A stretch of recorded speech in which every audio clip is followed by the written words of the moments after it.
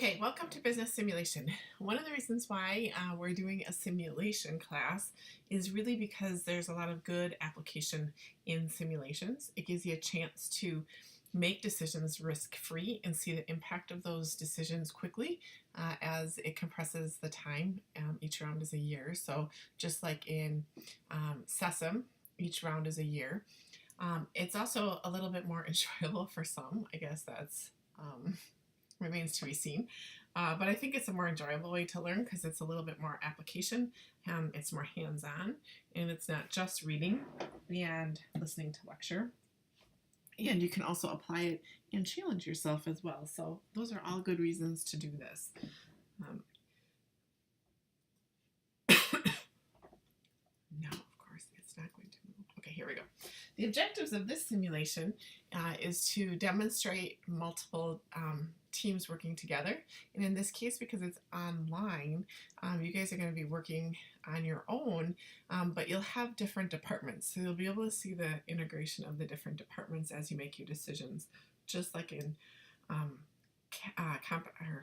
SESM. It's going to be similar to that with the different departments. But in some ways I think it's a little bit easier. So we'll kind of go through that. I think the report application side of this is a little bit tougher, and understanding the reports and applying the knowledge that you have to making your decisions is a little bit more challenging. But I think the actual decision making is a little bit easier. It guides you, I think, a little bit more. It helps you use strategic thinking. It will test your business acumen for sure, and help you understand the overall interaction and impact of various parts of the business on one another. And then you'll have this awareness of competition. You should have had that in SESM as well, but you'll get that awareness of competition and hopefully take away some practical skills in business management. So here's our industry, just to give you a background on what we're going to be doing. This is a sensor industry, so almost everything that we have today has sensors in it. I'm wearing an Apple Watch that has a sensor in it.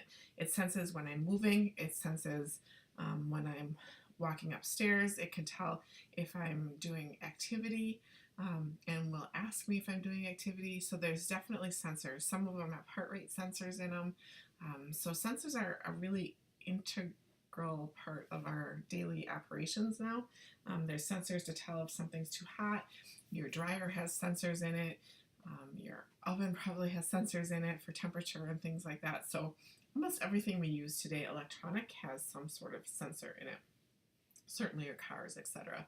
So what happened is the FTC required this company called Sensors Inc. to be broken up into separate companies. And so they called the companies Andrews, Chester, Erie, Baldwin, Digby, and Ferris. Each started as each got evenly divided. So everybody kind of starts out in that same spot. You're all going to be on Andrews, and as you're competing, you'll be competing against the computer. Because this is a foot race and online, that's probably the best way for us right now to make that happen. So your job is going to be to operate one of these companies, Andrews, and make it successful. So when Sensor Inc. breaks up, each of the new companies starts off with the following scenarios. 40 million in sales, you start off with that. One product line, 2 segments, and a closed marketplace. When we get to CompXM, you're actually going to have 4 segments. So it just gets a little bit more complicated in the exam, but for everything that we're going to do up until that point, this is kind of how it starts.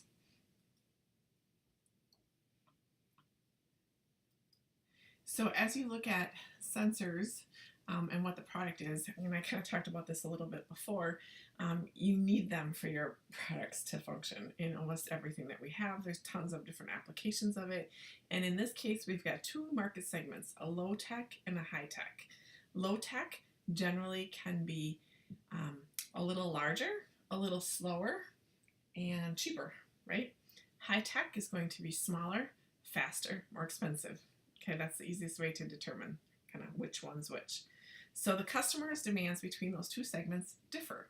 You know, if I wanted a low tech, the reason why I want low tech is generally because it's cheaper.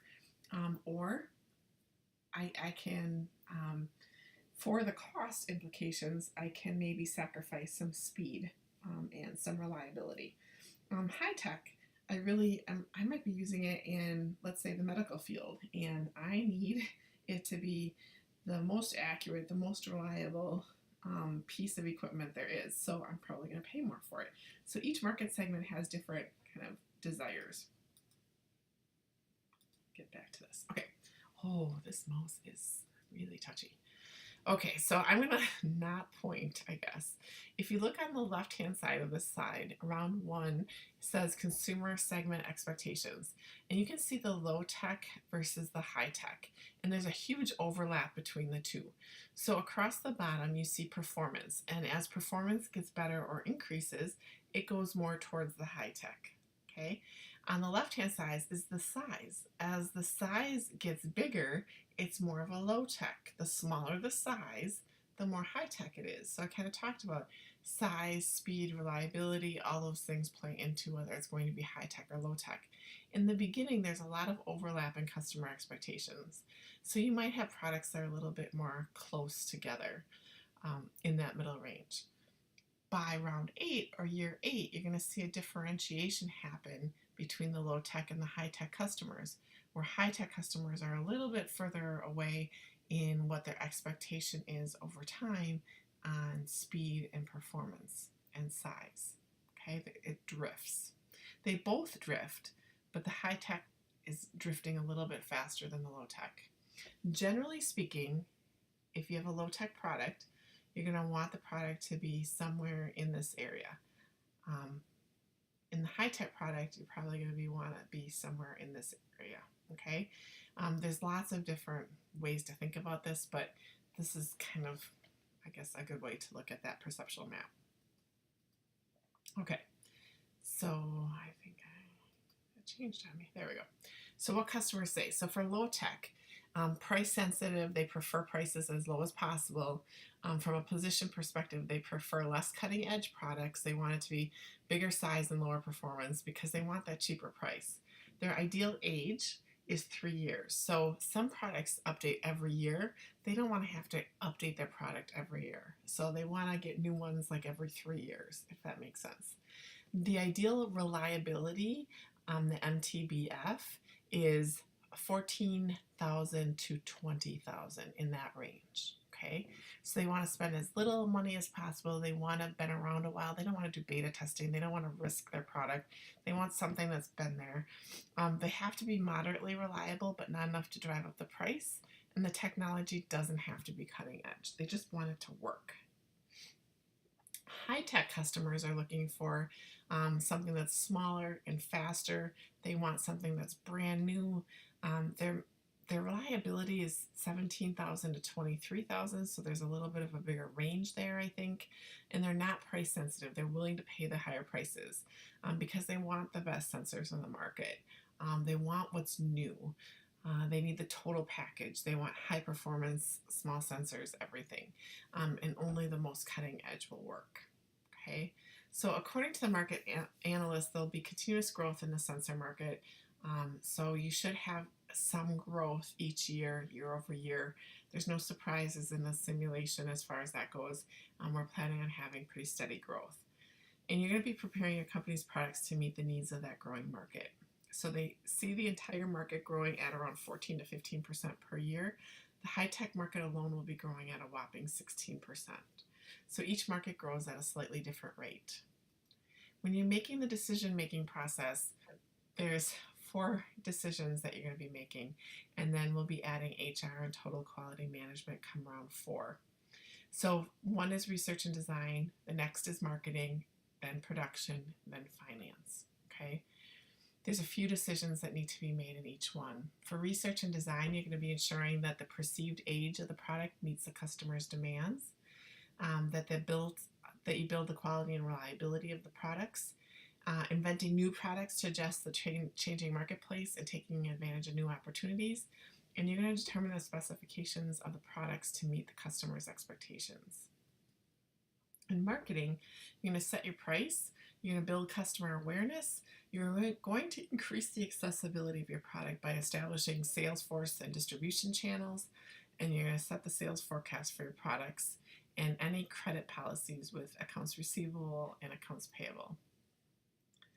And then in production, you're going to purchase machinery to operate to automate your facilities, especially those low tech. You want that to be as automated as possible.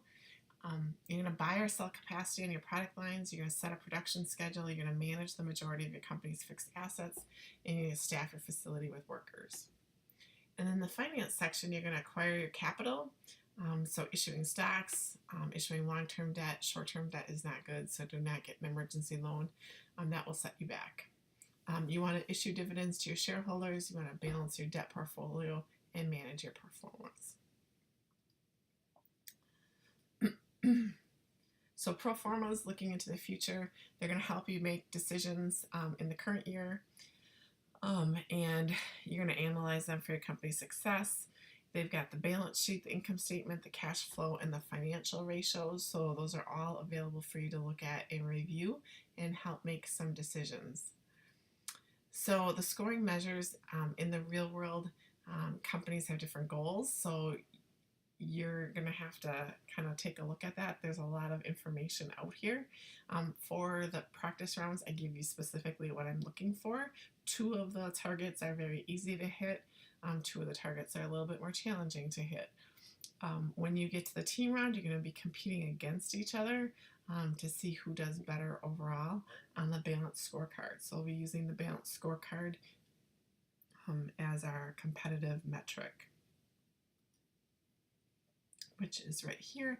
The balanced scorecard looks at the financial, the internal business processes, the customer, and the learning and growth.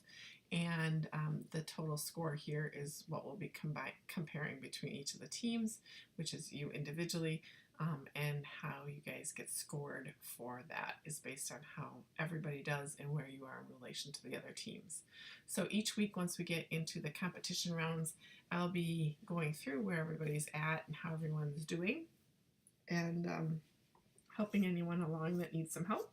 So that will be kind of our practice for CompXM.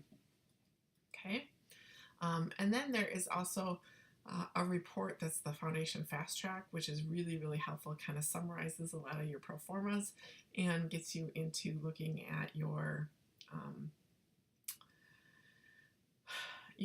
low tech versus your high tech and what your customer expectations are and things like that. So all of that information is also in the Foundation Fast Track, which is some place for you to go to and kind of take a look at it. They call it Capstone Courier here because we're doing foundation, not capstone. It's the Foundation Fast Track.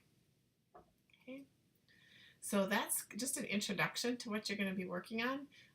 Next week there'll be a little bit more information on how you log in, and we'll take it from there. Have a great week.